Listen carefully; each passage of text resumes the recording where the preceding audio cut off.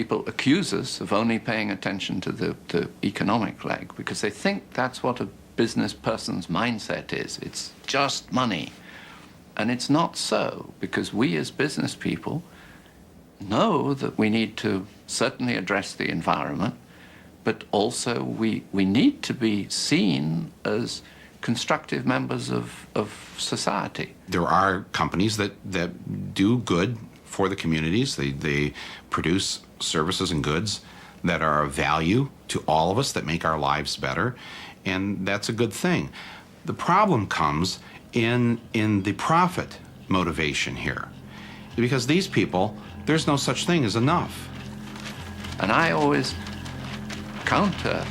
point out there's no organization on this planet that can neglect its economic foundation. Even someone, living under a banyan tree is dependent on support from someone. The economic leg has to be addressed by everyone. It's not just a business issue. But, unlike someone under a banyan tree, all publicly traded corporations have been structured through a series of legal decisions to have a peculiar and disturbing characteristic. They are required, by law, to place the financial interests of their owners above competing interests. In fact, the corporation is legally bound to put its bottom line ahead of everything else, even the public good. That's not a law of nature. That's a very specific decision, in fact, the judicial decision. So they're concerned only for the short-term profit of their stockholders, who are very highly concentrated. To whom do these companies owe loyalty? What does loyalty mean? Well, it turns out that was a rather naive concept anyway, as corporations are always owed obligation to themselves to get large and to get profitable.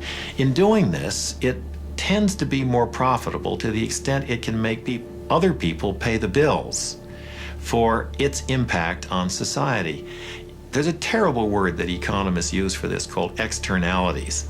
An externality is the effect of a transaction between two individuals on a third party who has not consented to or played any role in the carrying out of that transaction. And there are real problems in that area, there's no doubt about it. Running a business is a tough proposition. There are costs to be minimized at every turn. And at some point, the corporation says, let somebody else deal with that. Let's let somebody else supply the military power to the Middle East to protect the oil at its source. Let's let somebody else build the roads that we can drive these automobiles on. Let's let somebody else have those problems.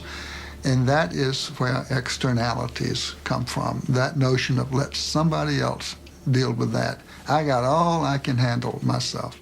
A corporation is an externalizing machine in the same way that a shark is a killing machine. Each one is designed in a very efficient way to accomplish particular objectives. In the achievement of those objectives, there isn't any question of malevolence or of will.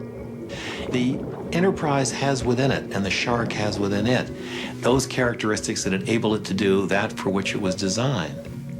So the pressure's on the corporation to deliver results now and to externalize any cost that this unwary or uncaring public will allow it to externalize.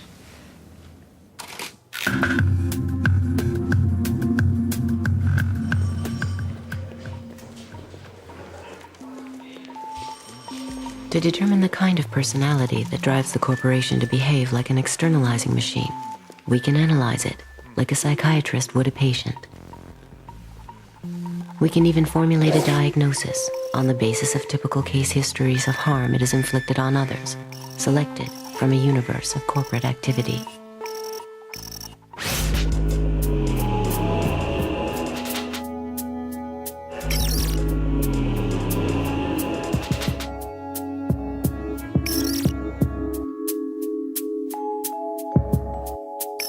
Well, this is the office of the National Labor Committee here in the garment area of New York City. It's a little bit disheveled, These are all from different campaigns. To make this stuff concrete as possible, we purchase all of the products from the factories that we're talking about. This shirt sells for $14.99, and the women who made the shirt got paid 3 cents. Liz Claiborne jackets, made in El Salvador. The jackets are $178, and the workers were paid 74 cents for every jacket they made. Alpine car stereos, 31 cents an hour. It's not just sneakers, it's not just apparel, it's everything.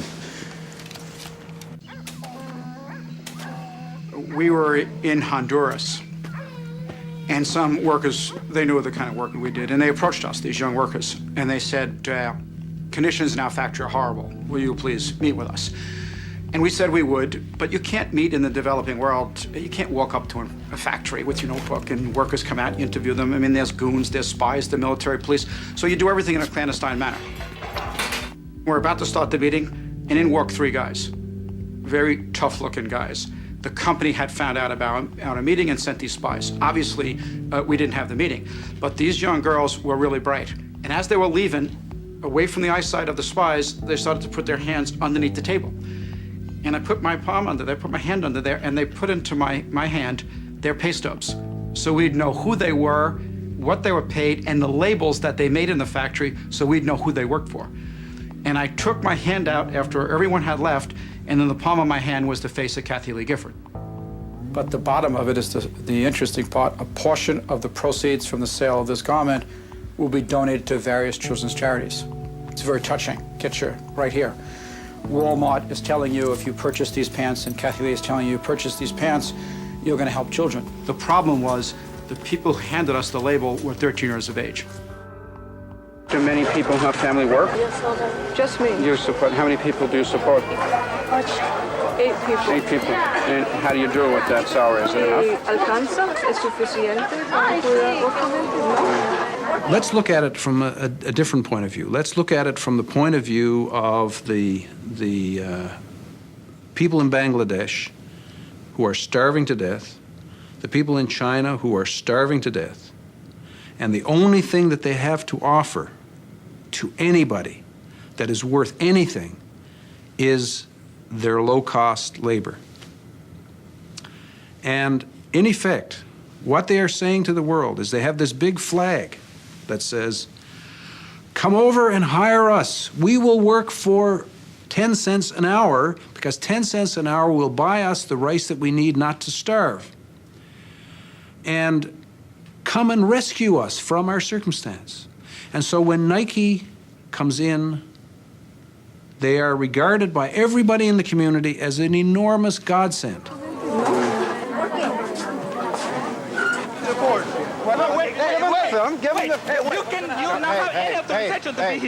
The door was wide open. No. That's my clothes. Those are my clothes. This is not your clothes.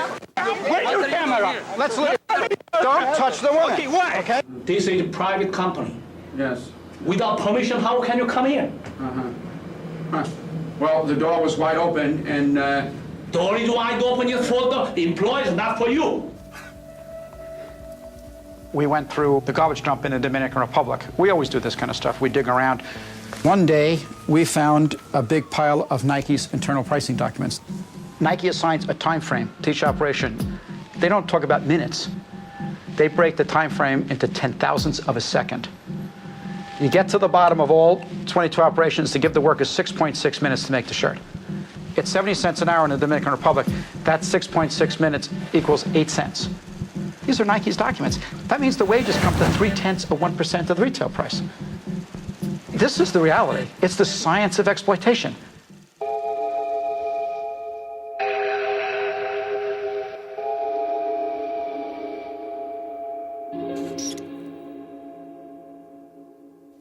What happens in the areas where these corporations go in and are successful? They soon find that they can't do any more in that country because the wages are too high now.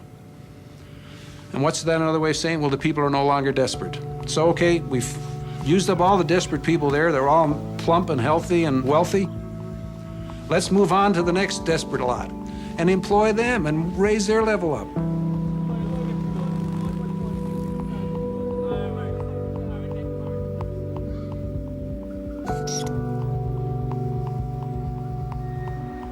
Well, the whole idea of the export processing zone is that it will be the first step towards this wonderful new development.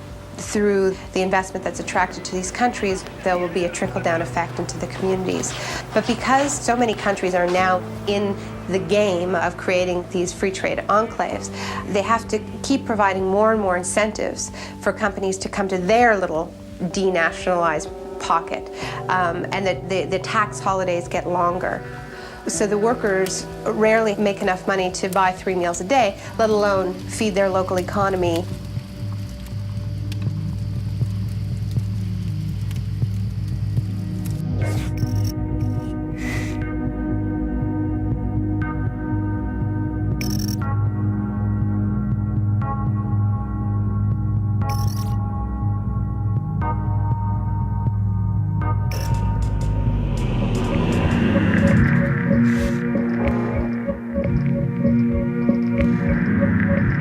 Something happened in 1940 which marked the beginning of a new era, the era of the ability to synthesize and create on an unlimited scale new chemicals that had never existed before in the world. And using the magic of research, oil companies compete with each other in taking the petroleum molecule apart and rearranging it into, well, you name it. So suddenly it became possible to produce any new chemicals, synthetic chemicals, the likes of which had never existed before in the world, for any purpose and at virtually no cost.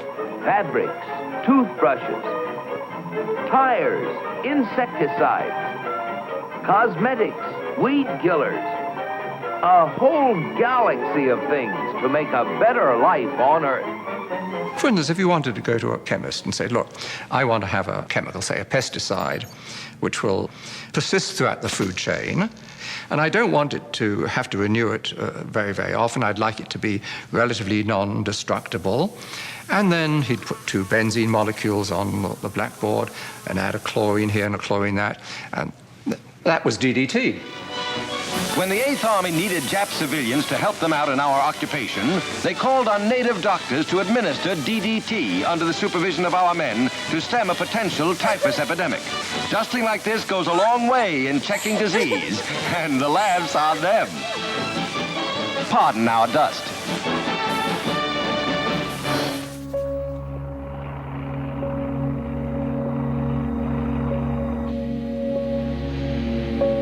As the petrochemical era grew and grew, warning signs emerged that some of these chemicals could pose hazards.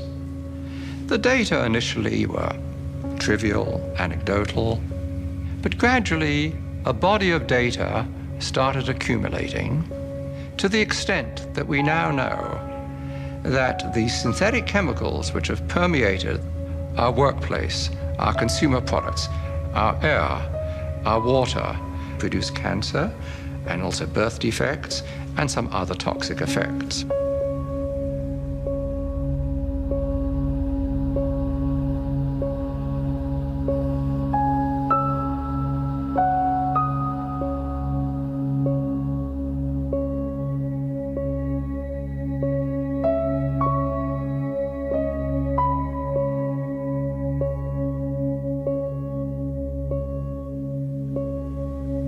Furthermore, industry has known about this, at least most industries have known about this, and have attempted to trivialize these risks.